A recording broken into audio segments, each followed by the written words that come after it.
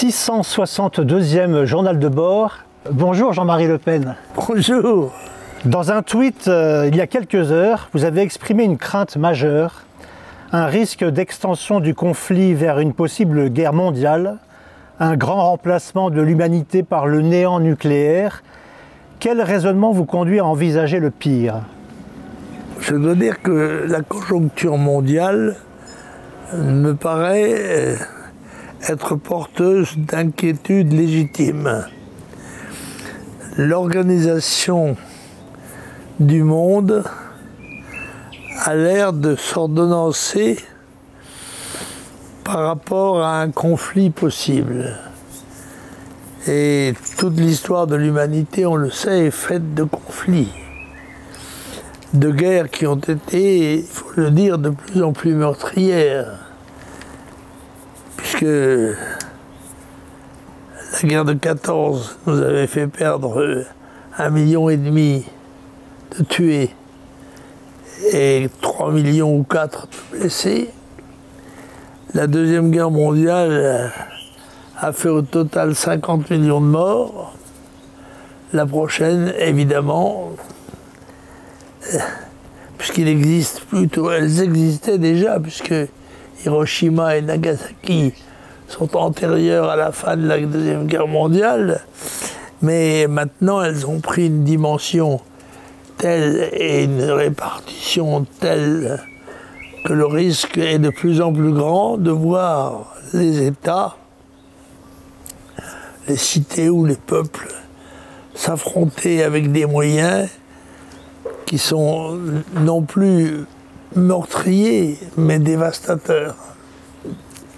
On pense qu'une bombe thermonucléaire moderne ravage le territoire sur 20 km de diamètre. On imagine que, par exemple, une bombe sur Paris liquiderait entièrement les populations et les habitations qui s'y trouvent. Bien sûr, jusqu'ici, l'aspect terrifiant du conflit a joué un rôle de, comment dirais-je, de dissuasion. Et la dissuasion a même été l'argument politique principal, en particulier des pays disposant de l'arme nucléaire, qui sont quelques-uns. Mais la France elle-même est une puissance nucléaire importante. Mais il y en a d'autres, dont les grands, la Russie, les États-Unis d'Amérique, l'Angleterre, etc. Et un certain nombre d'autres pays. Par conséquent, je m'inquiète, par exemple, voyez-vous, de détails comme les détails récents.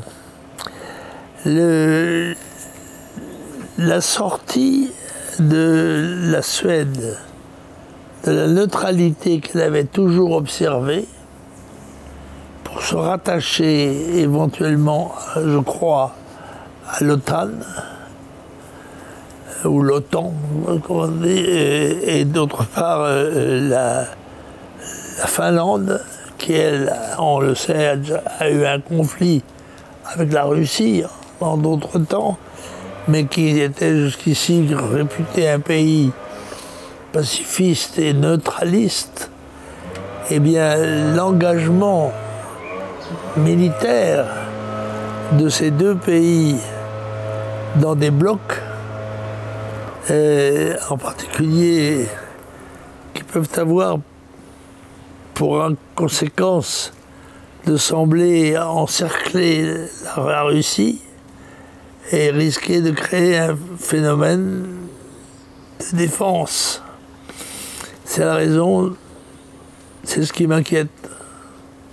Pour le reste, j'ai fait en ce qui me concerne la plus grande partie du parcours, donc je n'aurai pas à me plaindre, mais mes enfants, mes petits-enfants, mes arrière-petits-enfants, ben après tout, des merdes Alors la présidente allemande de la Commission européenne parle de menaces sur l'ordre international si Russes et Chinois devaient unir leurs forces. Est-ce la fin de votre rêve boréal à vous, depuis des décennies, cette Europe de Gibraltar à Vladivostok? Je continue à croire que cet ensemble de Vladivostok à Gibraltar serait un gage de paix et d'équilibre dans le monde. Et serait surtout un moyen de subsistance de ce qui est l'essentiel, de ce qui a été en tous les cas l'essentiel de la civilisation moderne au moins. Alors, je prie le bon Dieu qu'il veuille bien ne pas rattacher les Russes aux Chinois et si possible aussi ne pas créer en Russie l'impression qu'ils sont encerclés par les pays de l'OTAN. Si la sagesse des hommes devait l'emporter, que le saint nom de Dieu soit béni. Au ciel, sur terre et dans les enfers. Alors, retour aux législatives françaises. Dans plus de 100 circonscriptions, des candidats portent les couleurs d'une femme voilée sur la fiche de campagne. Diriez-vous que cette fois, en quelque sorte, nous y sommes? Ça commence comme ça. Et le burkini dans les piscines, ou la tentative d'introduction du burkini dans les piscines, marque une volonté têtue de conquête de l'espace politico-social, si j'ose dire. Et la religion musulmane, c'est d'elle qu'il s'agit, est une religion conquérante. Elle se donne comme objectif la conquête du monde, à ses pensées, à ses idées, à sa foi. Par conséquent, c'est un des éléments, certainement, du complexe politique qui va être notre terrain d'avenir. L'avenir commence toujours demain. Alors au cœur de vos engagements, il y a plusieurs décennies maintenant, il y avait une hostilité radicale au communisme. L'union des diverses gauches autour de Jean-Luc Mélenchon réveille-t-elle en vous ce sentiment devant une menace idéologique majeure?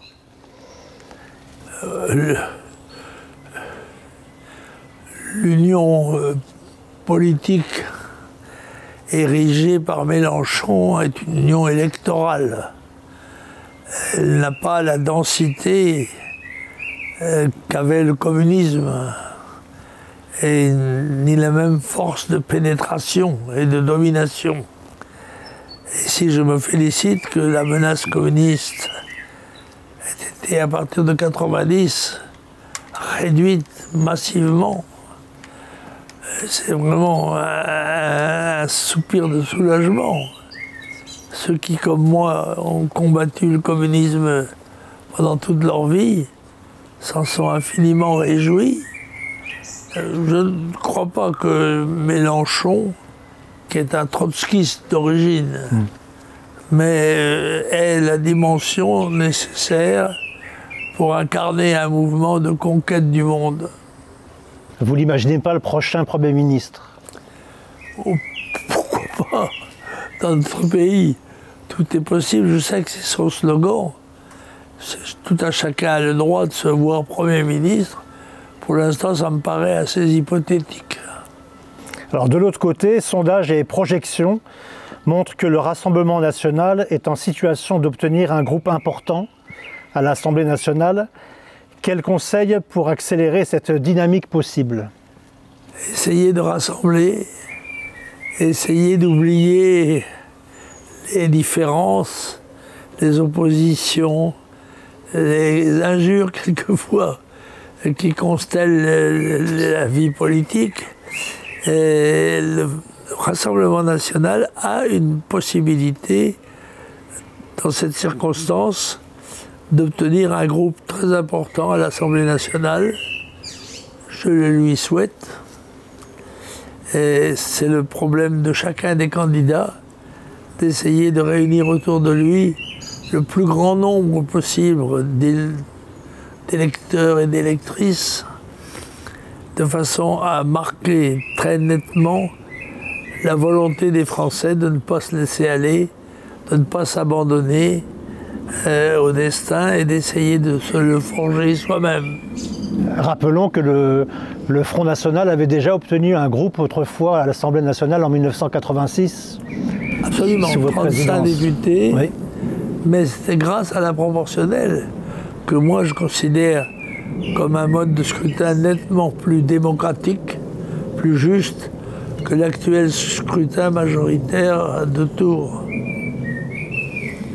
Écoutez Jean-Marie Le Pen, je vous remercie pour vos réponses. Nous vous retrouvons la semaine prochaine. Je vous en prie et j'espère qu'il fera aussi beau. Nous l'espérons. Encore que le beau temps pour les uns, c'est la sécheresse pour les autres. Et pour tout le monde même. Merci Jean-Marie Le Pen.